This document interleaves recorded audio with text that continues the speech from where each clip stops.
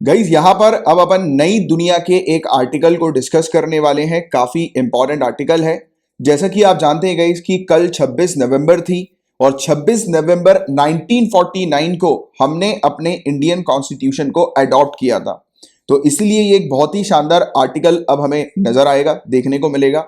इस आर्टिकल का उपयोग जो है वो आप जनरल स्टडीज पेपर मेंस यानी कि सेकंड जो पेपर होता है उसमें आप उपयोग कर सकते हैं। अगर कुछ क्वेश्चन वगैरह आते हैं कॉन्स्टिट्यूशन से रिलेटेड, या फिर अगर हिंदी या इंग्लिश का अगर ऐसे है तो उसमें आप जो मैं अभी बताऊंगा आप लोग को, तो वो पूरी चीज आप अच्छे से मेंशन कर सकते हैं। तो ध्यान से सुनिएगा, बहुत ज्यादा इंपॉर्टेंट ये आर्टिकल है। और सेकेंडली, नई दुनिया नाम का एक न्यूज़पेपर है, तो उसमें ये आर्टिकल छपा है, हिंदी न्यूज़पेपर। और देखिए ओम बिरला जी का ये आर्टिकल हम लोग को नजर आ रहा है। तो आप मुझे नीचे कमेंट बॉक्स पर लिखकर बताएंगे कि ओम बिरला जी कौन है। तो अब शुरू करते हैं इस आर्टिकल को। तो ध्यान से सुनिएगा, इसमें बहुत सारी चीजें अब ऐसी मिलने वाली हैं जिसको आप जो है वो उपयोग कर सकते हैं मेंस में, plus prelims point of view से भी काफी इंपॉर्टेंट चीजें यहां पर मिलेंगी। हिंदी का ये आर्टिकल है इसलिए यहां पर हिंदी में मेंशन है। जो स्टूडेंट्स इंग्लिश मीडियम से इस एग्जाम की तैयारी कर रहे हैं, मैं चाहूंगा एक पेन और पेपर लेकर बैठो और जो भी मैं बताते जा रहा हूं उसके नोट्स बनाते चलो। तो देखिए गाइस, इंडिया ने 26 नवंबर 1949 के दिन ही अपने संविधान को अंगीकृत किया था, यानी कि हम लोगों ने इस डेट को कॉन्स्टिट्यूशन को अडॉप्ट किया था। तो ये डेट थोड़ी सी याद रखना, 26 नवंबर 1949। और स्वतंत्र भारत के भविष्य का आधार बनने वाली इस महत्वपूर्ण ऐतिहासिक घटना की आज 71st वर्षगांठ है। तो याद रखना 71 ईयर्स हमें कंप्लीट हो गए हैं, राइट, जब हमने इंडियन कॉन्स्टिट्यूशन को अडॉप्ट किया था तो उससे। और भारतीय संविधान के निर्माण की प्रक्रिया में ये बहुत इंपॉर्टेंट चीज है। तो जब हमारा इंडियन कॉन्स्टिट्यूशन जब बन रहा था तो उस इंडियन कॉन्स्टिट्यूशन को बनाने के लिए कौन कौन लोग इन्वॉल्व थे, याद रखना। जो हमारे कॉन्स्टिट्यूशन मेकर्स हैं वो कौन कौन थे?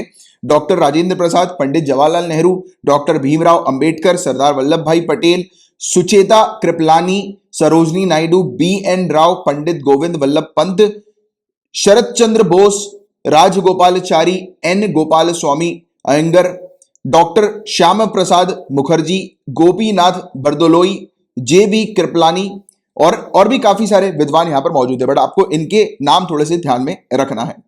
और विश्व के सभी प्रमुख संविधान के अध्ययन और व्यापक विचार विमर्श के बाद भारतीय संविधान को आकार दिया गया था। तो आप लोग सभी जानते हैं कि इंडियन कॉन्स्टिट्यूशन जो बनाया गया था वो हम लोगों ने ऑल ओवर द वर्ल्ड बहुत सारे कॉन्स्टिट्यूशन की स्टडी करी थी, हमारे कॉन्स्टिट्यूशन मेकर्स ने, और उसके बाद ये कॉन्स्टिट्यूशन बनाया गया था। तो मतलब ऑल ओवर द वर्ल्ड के कॉन्स्टिट्यूशन की जो इंपॉर्टेंट चीज है वो हमारे कॉन्स्टिट्यूशन में रिफ्लेक्ट होती हैं, राइट। तो ये चीज के बारे में आपको पता भी होगा। और इससे रिलेटेड प्रीलिम्स में भी कई बार क्वेश्चन आते हैं कि ये फलाना कॉन्स्टिट्यूशन जो है उससे हम लोगों ने क्या क्या चीजें अडॉप्ट की थी, राइट। तो ऐसे क्वेश्चंस बनते हैं, तो आपको थोड़ा सा उस पर भी ध्यान रखना है, राइट। इसके अलावा आगे की बात करें कि संविधान निर्माण के लिए हुए मंथन की गहनता को इस तथ्य से समझा जा सकता है कि संविधान की प्रारूप समिति की 141 बैठक हुई।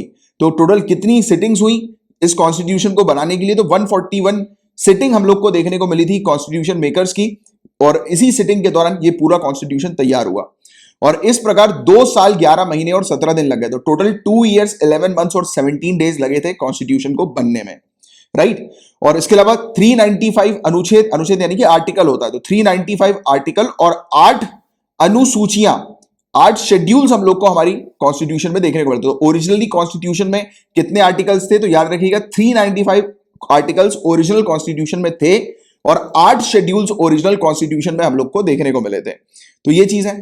आगे की बात करें तो मूल संविधान जो ओरिजिनल कॉन्स्टिट्यूशन था, तो मूल संविधान से लेकर अब तक देश ने एक लंबी यात्रा तय की है और इस दौरान संविधान में समय अनुसार कई परिवर्तन भी किए गए। तो आप जानते हैं गाइस कि कॉन्स्टिट्यूशन के अंदर अमेंडमेंट्स भी हुए हैं, कुछ नए आर्टिकल्स को भी ऐड किया है।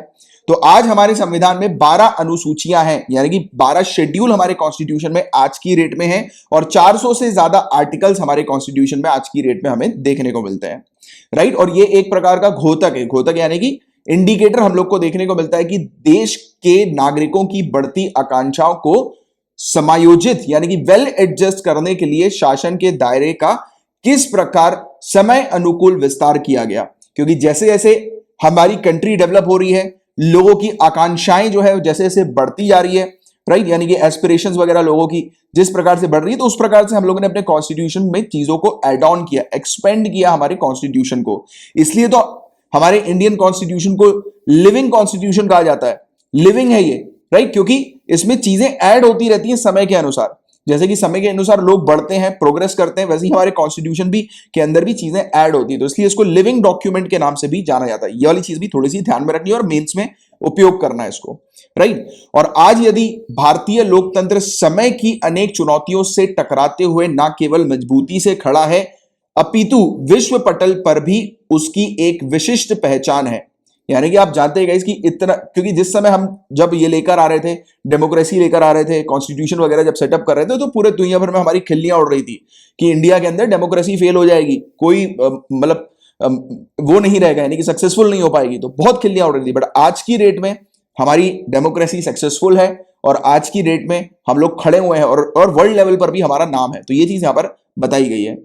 तो इसका प्रमुख श्रेय हमारे संविधान द्वारा निर्मित सुदृढ़ ढांचे यानी कि सॉलिड स्ट्रक्चर और संस्थागत रूपरेखा इंस्टीट्यूशनल फ्रेमवर्क को जाता है, क्योंकि हमारे कॉन्स्टिट्यूशन मेकर्स ने इस प्रकार का कॉन्स्टिट्यूशन बनाया था कि किसी भी प्रकार की एडमिनिस्ट्रेटिव फेलियर हमारी कंट्री में ना देखने को मिल सके, और अगर ऐसा कुछ होता है तो उन्होंने ऑप्शन भी दिए थे कि इसको अमेंड करके ठीक किया जा सकता है अगर कहीं पर भी लूप होल हो तो, राइट। तो ये बहुत, और वैसे भी जब कॉन्स्टिट्यूशन जब तैयार किया गया था तो इतनी मतलब सोच विचार करके किया गया था कि लूप होल का तो कोई वो ही नहीं था, ऑप्शन ही नहीं था, राइट। तो ये बहुत ही शानदार था, क्योंकि वो हमारे जो कॉन्स्टिट्यूशन मेकर्स हैं वो उस समय अगर कॉन्स्टिट्यूशन सही तरीके से नहीं बनाते तो ऑब्वियस ही बात है कि पूरा जो आज की डेट में जो हम लोग देख रहे हैं कि कितने स्ट्रक्चराइज तरीके से पूरा एडमिनिस्ट्रेशन चलता है, पूरा सिस्टम चलता है, तो वो फिर शायद पॉसिबल ना हो पाता। और इतने साल सक्सेसफुली हम लोग को देखने को मिल रहा है, और आने वाले मतलब अनगिनत सालों तक जो है वो, अनलिमिटेड ईयर्स तक जो है वो सक्सेसफुल हमारी डेमोक्रेसी होगी ही।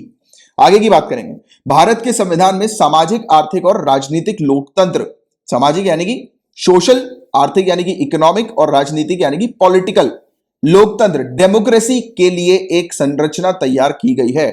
इसमें शांतिपूर्ण और लोकतंत्र दृष्टिकोण, पीसफुल और डेमोक्रेटिक अप्रोच से विभिन्न राष्ट्रीय लक्ष्यों की प्राप्ति सुनिश्चित करने और उन्हें प्राप्त करने के प्रति भारत के लोगों की प्रतिबद्धता यानी कि कमिटमेंट को रेखांकित किया गया है।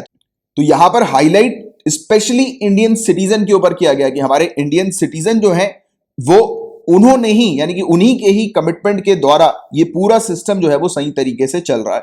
तो इंडियन सिटीजन्स का भी यहां पर बहुत बड़ा रोल हम लोग को देखने को मिल रहा है। और वास्तव में हमारा संविधान केवल एक विधिक दस्तावेज नहीं है, अपितु यह एक ऐसा महत्वपूर्ण साधन है जो समाज के सभी वर्गों की स्वतंत्रता को संरक्षित करते हुए जाति, वंश, लिंग, क्षेत्र, पंथ या भाषा के आधार पर भेदभाव किए बिना प्रत्येक नागरिक को समता यानी कि पैरिटी का अधिकार देता है तथा राष्ट्र को प्रगति और समृद्धि के साथ पर ले जाने के लिए कृत संकल्पित यानी कि कमिटेड दिखता है। मतलब यहां पर यह बताने की कोशिश की गई है कि हमारा जो कॉन्स्टिट्यूशन है वो सिर्फ महज एक डॉक्यूमेंट नहीं है। इस कॉन्स्टिट्यूशन के अंदर हमारी कंट्री में रहने वाले सभी लोग, चाहे वो किसी भी धर्म से बिलोंग करते हो, किसी भी जाति से बिलोंग करते हो, या कोई भी vulnerable section of the society यानी कि कोई भी हमारी कंट्री का जो वल्नरेबल सेक्शन है, पिछड़ा जो वर्ग है, तो उसको भी इस प्रकार की स्वतंत्रता प्रोवाइड की गई है बिना किसी भेदभाव किए, जैसे कि सबको मिलती है। तो पैरिटी के आधार पर यानी कि हमारी कंट्री के अंदर किसी प्रकार की इनइक्वालिटी नहीं हम लोग को देखने को मिलती, not even in economic sense also.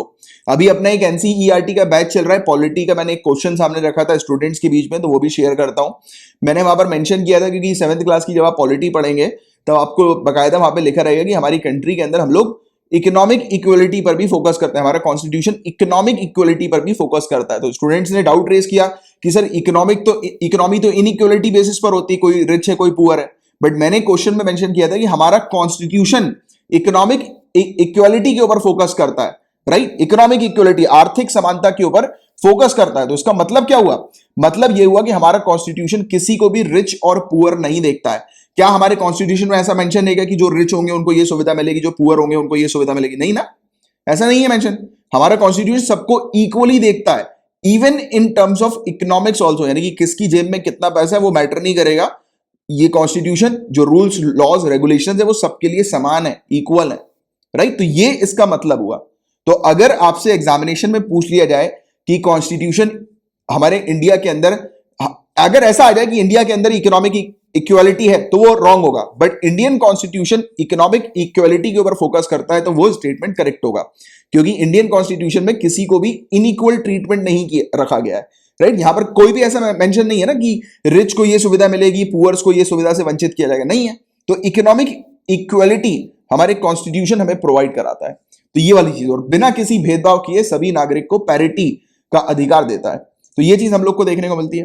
Right, आगे की बात करें तो यह दिखाता है कि हमारे दूरदर्शी संविधान निर्माताओं, देखो कितना फोर विजन था, यानी कि मतलब किस प्रकार से उन्होंने कॉन्स्टिट्यूशन को बनाया, कॉन्स्टिट्यूशन मेकर्स ने, कि उनको ऑलरेडी पता था कि फ्यूचर में कुछ इस प्रकार के चेंजेस आएंगे जिससे कि कोई इशू डेवलप ना हो, कोई केओस ना हो आने वाले समय में। तो इसलिए उन्होंने एक बेहतरीन तरीके से कॉन्स्टिट्यूशन को बनाया था।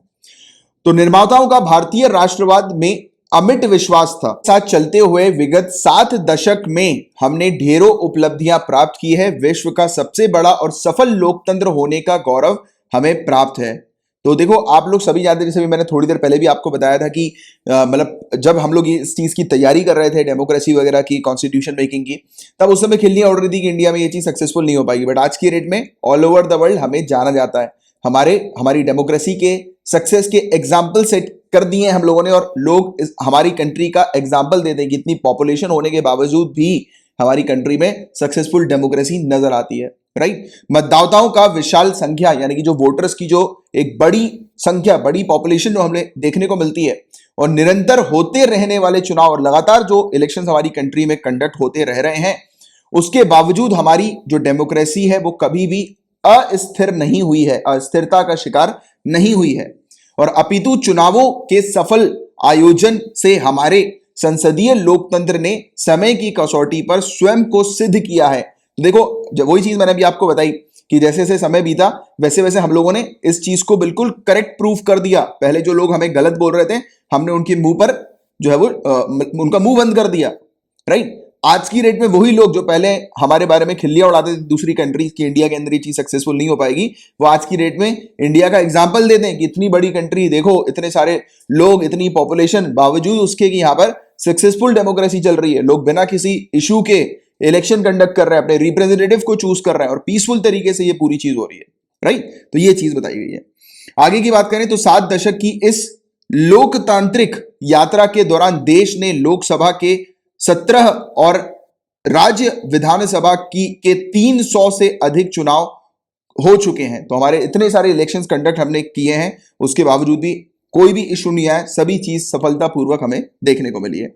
और भारतीय लोकतंत्र ने विश्व को दिखाया है कि राजनीतिक शक्ति का शांतिपूर्ण और लोकतांत्रिक तरीके से हस्तांतरण, यानी कि ट्रांसफर किस प्रकार किया जाता है। यानी कि जैसे कि जब हम लोग इलेक्शन कंडक्ट करते हैं तो उसके बाद पावर जो होती है वो दूसरे के हाथ जाती है। यानी कि जैसे 2 पार्टीज हैं, एक 5 साल के टेन्योर में एक पार्टी जीत गई, फिर उस पार्टी का काम जो है वो या फिर जो रूलिंग पार्टी जो थी उसका काम जो है वो लोगों को समझ में आ नहीं रहा था, तो लोगों ने फिर दूसरी पार्टी को सेट कर दिया या चूज कर लिया।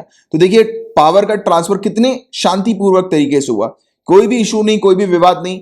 मतलब एक इंडिविजुअल अगर हारे हैं, राइट, यानी कि एक पार्टी अगर हार गई तो फिर वो अपोजिशन की में चली जाती है, जो पार्टी जीतती है उसको इजिली पावर दे दी जाती है। तो यहां पर कोई भी ऐसा इशू नहीं हुआ, मतलब पावर के ट्रांसफर वगैरह में। तो ऐसी चीज इंडिया के अंदर देखने को मिलती है, और इतने ह्यूज लेवल पर।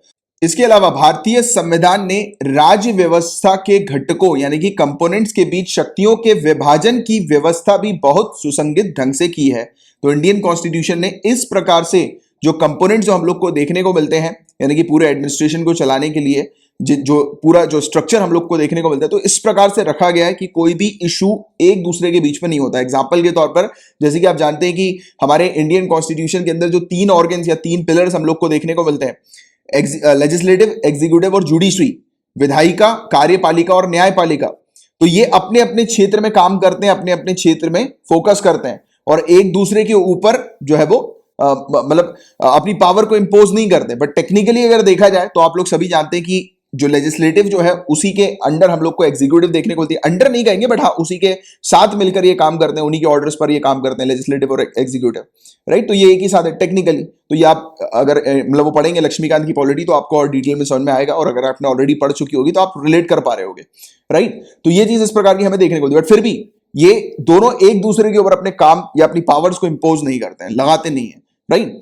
और एक दूसरे के ऊपर अपना कंट्रोल जो है वो नहीं करते। और इवन ये जो तीनों ऑर्गन्स हैं ये एक दूसरे के ऊपर चेक एंड बैलेंस का भी काम करते हैं, राइट। चेक करते हैं कि कहीं कोई इशू तो नहीं। जैसे जुडिशरी है, अगर लेजिस्लेटिव ने कोई गलत कानून बनाया जो कि लोगों के इंटरेस्ट के लिए नहीं है, लोगों के हित के लिए नहीं है कानून, तो जुडिशरी ऐसे कानून को सप्रेस भी कर सकती है, राइट। वो क्रॉस चेक करती है, हम लोग को देखने को मिलता है जुडिशरी भी। तो ये इस प्रकार की चीजें हम लोग को यहां पर नजर आती है।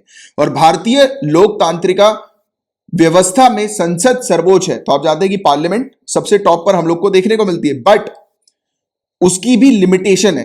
तो पार्लियामेंट को भी लिमिटेशन में रहकर काम करना होता है, राइट। हर कुछ कानून नहीं बनाए जा सकते। और इवन हमारे कॉन्स्टिट्यूशन के अंदर जो बेसिक प्रिंसिपल जो हम लोग को देखने को मिलते हैं, मूल भावनाएं जो हमें हमारे संविधान की हम लोग को नजर आती है, बेसिक स्ट्रक्चर, बेसिक प्रिंसिपल, तो उसको अमेंड नहीं किया जा सकता, राइट। संविधान को संशोधित तो किया जा सकता है, कॉन्स्टिट्यूशन को जो है वो अमेंड किया जा सकता है लेजिस्लेचर के द्वारा, बट उसके अंदर कुछ मूल ढांचे हैं, कुछ बेसिक प्रिंसिपल्स या बेसिक स्ट्रक्चर जो हम लोग को देखने को मिलते हैं, उसको अमेंड नहीं किया जा सकता, उसमें चेंजेस नहीं लाए जा सकते। अंगीकृत किए जाने से लेकर अब तक हमारे संविधान में आवश्यकता अनुसार 100 से अधिक संशोधन किए जा चुके हैं। 100 से ज्यादा अमेंडमेंट्स हमारी कंट्री में हो चुके हैं। तो आप मुझे नीचे कमेंट बॉक्स में लिखकर बताइए कि अभी लेटेस्ट पिछले 5 अमेंडमेंट कौन से थे, और डिटेल में थोड़ा सा एक एक लाइन में लिखकर बताइएगा कि वो पिछले 5 अमेंडमेंट किस किस चीजों से रिलेटेड थे, क्योंकि ये पिछले जो 5 अमेंडमेंट होते हैं लेटेस्ट वाले, उनसे रिलेटेड सिविल सर्विसेज में क्वेश्चन आ सकते हैं। तो थोड़ा सा बताइए नीचे कमेंट बॉक्स में लिखकर, अगर नहीं पता है तो सर्च करके बताइए। तो हमारी कंट्री के अंदर 100 से ज्यादा अमेंडमेंट अभी तक हो चुके हैं, पर जो मूल भावना जो है उसको चेंज नहीं किया है, यानी कि जो बेसिक स्ट्रक्चर, बेसिक प्रिंसिपल्स है उसमें कोई चेंजेस नहीं हो रहा। अगर कुछ चेंजेस होते भी हैं गलती से या जानबूझ के भी, तो जुडिशरी उसको फिर सप्रेस कर देती है, राइट। इसके अलावा भारतीय संविधान नागरिक हितों पर विशेष बल देता है, यानी कि मेन फोकस किसका होता है हमारे इंडियन कॉन्स्टिट्यूशन के अंदर, लोगों के इंटरेस्ट के ऊपर होता है कि लोगों को इंटरेस्ट यानी कि लोगों का फायदा होना चाहिए, राइट। तो लोगों के ऊपर स्पेशली फोकस रहता है। और जिसका प्रमुख प्रमाण संविधान के भाग 3 में अनुच्छेद 12 से 35 तक मौजूद नागरिकों के मौलिक अधिकार की व्यवस्था है। और इस चीज को हम यानी कि जो हम बात कर रहे हैं कि इंडियन कॉन्स्टिट्यूशन के अंदर मेन फोकस जो होता है वो सिटीजन्स के ऊपर होता है, और ये चीज रिफ्लेक्ट बकायदा होती है फंडामेंटल राइट्स को। जब आप पढ़ेंगे आर्टिकल 12 से लेकर 35 के बीच में, तो बकायदा रिफ्लेक्ट होती हुई नजर आएगी कि मेनली जो फोकस है वो इंडियन सिटीजन के ऊपर है, कि इंडियन सिटीजन को किसी भी प्रकार का नुकसान नहीं होना चाहिए, राइट। और यही जो मौलिक अधिकार जो हम लोग को देखने को मिलते हैं, वो एक इंडिविजुअल को एक समान फ्लोर पर लेकर आते हैं, यानी कि कॉमन फ्लोर पर लेकर आते हैं, और ये एकता के सूत्र में पिरोने का काम करते हैं। यानी कि फंडामेंटल राइट्स जब आप पढ़ेंगे तो उस फंडामेंटल राइट्स में सभी यानी कि जितने भी अधिकार हैं वो सभी इंडियन सिटीजन के लिए एक समान हम लोग को नजर आते हैं। किसी को ज्यादा अधिकार है और किसी को कम, ऐसा कुछ नहीं है, सबके लिए एक समान अधिकार है, राइट। तो ये चीज। और वर्तमान में हमारा संविधान नागरिकों के 6 मूलभूत अधिकार प्रदान करता है। तो 6 फंडामेंटल राइट्स हैं एट प्रेजेंट हमारी कॉन्स्टिट्यूशन के अंदर, जो इंडियन सिटीजन को प्रोवाइड की जाती है। समानता का अधिकार, राइट टू इक्वलिटी, स्वतंत्रता का अधिकार, राइट टू फ्रीडम, शोषण के विरुद्ध, राइट अगेंस्ट एक्सप्लॉइटेशन, राइट। धार्मिक स्वतंत्रता का अधिकार, यानी कि एक इंडिविजुअल कोई भी रिलीजन को चूज कर सकते हैं, राइट। तो इस पर कल ही एक टॉपिक था जिस पर अपन ने चर्चा करी थी, इस चीज के बारे में भी। सांस्कृतिक एवं शिक्षा संबंधी अधिकार, तो एजुकेशनल राइट्स जो प्रोवाइड किए जाते हैं, कल्चरल एंड एजुकेशनल राइट्स। संवैधानिक उपचार, कॉन्स्टिट्यूशनल रेमेडीज जो हम लोग को देखने को मिलती है, तो उसके अधिकार भी शामिल है। तो ऐसे 6 फंडामेंटल राइट्स जो है वो हम लोग को देखने को मिलते हैं। और वास्तुतः नागरिकों को प्रदान ये अधिकार हमारे संविधान की अंतरात्मा है। तो यही चीज है कि हमारे मेन फोकस इन्हीं सब चीजों पे किया जाता है, अंतरात्मा कहा गया है इसको। और मौलिक अधिकारों के साथ साथ हमारा संविधान नागरिकों के लिए कुछ मौलिक कर्तव्य भी सुनिश्चित करता है। तो फंडामेंटल राइट्स तो है, अधिकार तो इंडिविजुअल को मिल रहा है, बट इंडियन सिटीजन्स की कुछ ड्यूटीज भी होती हैं, जिसको फंडामेंटल ड्यूटीज के अंदर मेंशन किया गया है। और आज अनुच्छेद 51A जो आर्टिकल है, उसके तहत हमारे इंडियन कॉन्स्टिट्यूशन में टोटल 11 फंडामेंटल ड्यूटीज हम लोग को देखने को मिलती है, जिनका फोकस क्या है कि देश के लोग जो है वो संविधान द्वारा प्राप्त मौलिक अधिकार के आधार पर निरंकुश ना हो जाएं, अपितु अधिकारों के साथ साथ लोकतंत्र आचरण और व्यवहार के प्रति सजग चेतना और कर्तव्य बोध की भावना उनमें बनी रहे, क्योंकि अधिकार और कर्तव्य एक दूसरे के साथ जुड़े हुए हैं। तो ये बिल्कुल सही बात की गई है कि एक इंडिविजुअल को जो अधिकार मिल रहे हैं जो राइट्स उनको प्रोवाइड किए जा रहे हैं, तो उनको इंडियन कॉन्स्टिट्यूशन जो प्रोवाइड करा रही है, तो उनका भी एक ड्यूटी है, उनकी भी एक कर्तव्य है कि वो देश के लिए जो मेंशन जो चीजें हैं मतलब फंडामेंटल ड्यूटीज के अंदर, तो वो करें, राइट। तो सिर्फ अधिकार ही नहीं प्रोवाइड किया जाता है, यहां पर एक इंडिविजुअल के लिए ड्यूटीज भी प्रोवाइड की जाती है, उनको कैसे कंडक्ट करना है और कैसा उनका बिहेवियर होना चाहिए, तो इस चीज के बारे में भी फंडामेंटल ड्यूटीज के अंदर हम लोग को देखने को मिलता है। अच्छा, आप क्या मुझे नीचे कमेंट बॉक्स पर लिखकर बताएंगे कि फंडामेंटल ड्यूटीज क्या इन्फोर्सेबल है कोर्ट में, यानी कि आप उस पर फंडामेंटल ड्यूटीज को कोर्ट में चैलेंज कर सकते हो क्या? तो देखते हैं कौन इसका करेक्ट आंसर लिखकर बताएंगे, तो नीचे कमेंट बॉक्स में लिखकर बताइए, राइट। और इसके अलावा आगे की बात करें तो इसी संदर्भ में विचार करें तो आज देश के समक्ष जिस तरह की चुनौतियां हैं और जिन ऊंचे लक्ष्यों को लेकर हम आगे बढ़ रहे हैं, उनकी मांग है कि नागरिकों में राष्ट्र के प्रति अपने कर्तव्यों के बोध की भावना सुदृढ़ यानी कि स्ट्रांग रहे। तो जिस प्रकार से हम लोग आगे बढ़ते आ रहे हैं, तो सिर्फ आगे बढ़ते बढ़ते हम लोग जो है वो सिर्फ फंडामेंटल राइट्स पर ही सीमित ना रहे। जब हम लोग आगे बढ़ रहे हैं, प्रोग्रेस कर रहे हैं, तो जो देश के लिए जो कुछ कर्तव्य होते हैं, जो फंडामेंटल ड्यूटीज में हम लोग को देखने को मिलते हैं, तो उसको भी हमें फॉलो करते हुए चलना है। तो ये चीज यहां पर बताई जा रही है। और 21वीं सदी को यदि भारत की सदी बनानी है, यानी कि 21st सेंचुरी जो है वो उसमें इंडिया को सबसे टॉप पे लेकर जाना है ऑल ओवर द वर्ल्ड, तो इसकी अनिवार्य शर्त है कि भारत का प्रत्येक नागरिक देश को आगे ले जाने के लिए कर्तव्य भाव से युक्त रहकर कार्य करे। यानी कि आगे बढ़ना है तो देश का नागरिक देश के लिए, राइट, यानी कि अपने जो इसकी जो फंडामेंटल ड्यूटीज जो मेंशन है, तो उसमें जो है वो काम करे और देश के लिए बेसिकली काम करे, देश को आगे ले जाने के लिए फोकस करते हुए, राइट। और नए भारत के निर्माण की संकल्पना हो या आत्मनिर्भर भारत का लक्ष्य, ये सभी लक्ष्य तभी साकार हो सकते हैं जब देश के नागरिक अपने संवैधानिक कर्तव्यों को लेकर पूरी तरह से गंभीर और सजग हों। तो ये तभी पॉसिबल है कि हमारी कंट्री के अंदर अगर हमें मतलब जैसे आत्मनिर्भर भारत बनाना है या कोई भी ऑब्जेक्टिव गोल इंडिया का अचीव करना है, तो ये तभी पॉसिबल हो पाएगा जब इंडियन सिटीजन उस गोल को अचीव करने के लिए काम करेंगे। जैसा अभी फिर से मैं दोबारा से आपको याद दिलाना चाहूंगा कि इंडियन कॉन्स्टिट्यूशन किसके इंटरेस्ट के लिए काम करता है? लोगों के इंटरेस्ट के लिए। तो जब इंडियन कॉन्स्टिट्यूशन से इंडियन सिटीजन को काफी बेनिफिट्स मिलते हैं, काफी अधिकार मिलते हैं, तो ये इंडियन सिटीजन्स की भी ड्यूटीज हैं कि वो देश के लिए काम करें, राइट, सभी लोग मिलकर, राइट, देश के लिए काम करें। जैसे फॉर एन एग्जांपल कचरा ना फेंके, तो जो होता है ना कि कचरा ना फेंकना, साफ सफाई रखना, स्वच्छता रखना, ये एक इंडिविजुअल का कर्तव्य होता है, ड्यूटी होती है, राइट। तो उसको उस ड्यूटी को फॉलो करना है। तो ये चीज है, पूरा एक काफी अच्छा आर्टिकल था ये, राइट। और इस आर्टिकल में बहुत सारी ऐसी चीजें हैं मिली होंगी, होपफुली आपने नोट डाउन भी किया होगा, जिसको आप मेंस में उपयोग कर सकते हैं। और इवन ऐसे में भी आप इसका बहुत अच्छे से उपयोग कर सकते हैं इस पूरे आर्टिकल का, जो कि कॉन्स्टिट्यूशन से एसोसिएटेड हम लोग को देखने को मिला था, राइट।